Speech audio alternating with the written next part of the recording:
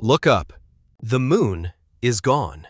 Not hidden, not eclipsed, not covered by clouds. Gone. 1 second ago it was there. Now it isn't. No explosion, no warning, no giant crack across the sky, nothing dramatic. Just absence. And somehow, that makes it worse. Because the most important things in your life rarely announce their departure. They simply stop being there. Let's imagine it. It's midnight. You're outside. The stars look normal. The air feels normal. The world feels normal. Then you realize something is missing. A familiar shape. A companion that has watched over every human who ever lived. Ancient hunters saw it. Egyptian pharaohs saw it. Roman emperors saw it. Medieval sailors saw it. You saw it yesterday. Tonight, nothing.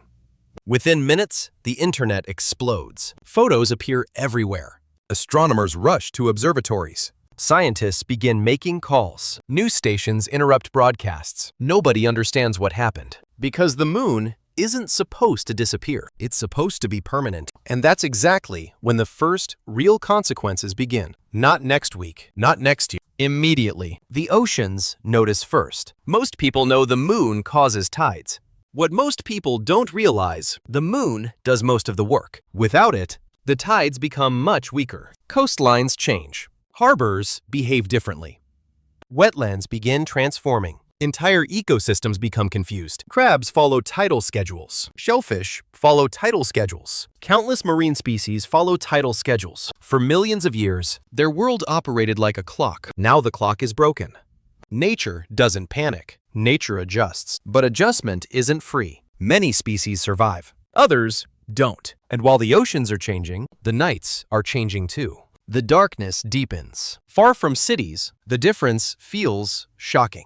A full moon can light entire landscapes, roads, fields, mountains, rivers. Without it, the world becomes darker than most humans have ever experienced. For thousands of generations, people traveled beneath moonlight, hunted beneath moonlight, sailed beneath moonlight, fell in love beneath moonlight. Now every night resembles the darkest night of the month. Forever. Predators notice. Migrating animals notice. Nesting birds notice. Coral reefs notice. Many creatures use lunar cycles as biological calendars. That signal disappears instantly. No replacement arrives. But the deeper consequences haven't started yet, because the moon does something most people never think about. It stabilizes Earth itself. Picture a spinning top. While it spins, it stays upright until it starts wobbling. Earth is that spinning top. The moon helps prevent the wobble. Remove the moon, and the wobble grows. Not tomorrow, not next decade. Over immense stretches of time, Earth's tilt becomes less stable. And that matters because Earth's tilt controls the seasons. The angle of our planet determines where sunlight falls. Change the angle, and you change the climate. Imagine deserts becoming forests. Imagine forests becoming tundra. Imagine farmland becoming wasteland. Imagine frozen regions becoming green. Civilizations depend on predictable weather.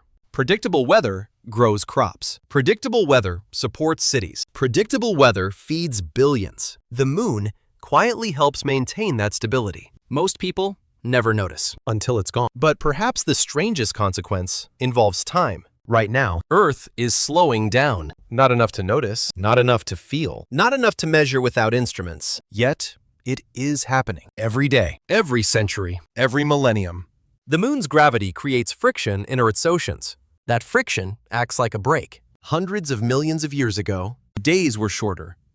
The planet rotated faster. The moon gradually slowed it down. Without the moon, that process mostly ends. The change isn't dramatic. Not for you, not for your children, not for your civilization, because the universe loves patience. Now imagine the first generation born after the disappearance. They never see a crescent, never see a full moon, never see an eclipse, never see moonlight on water. To them, the moon is history, a story, a lost object, something their grandparents remember, the way we remember extinct animals or vanished civilizations. Parents show photographs, children stare at them. A giant sphere hung in the sky, visible every night, bright enough to cast shadows, and then it vanished? It sounds impossible, yet it happened. And perhaps that's the real lesson hidden inside this thought experiment. The most shocking part wouldn't be the darkness, or the tides, or the climate. It would be realizing how fragile permanence really is. Because the moon feels eternal. Yet even eternal things can disappear. And if something that followed humanity through every war, every empire, every invention, every revolution can suddenly be absent, then maybe permanence was never real at all. Maybe it was only familiarity, and on the first moonless night in human history, the entire world would finally understand the difference.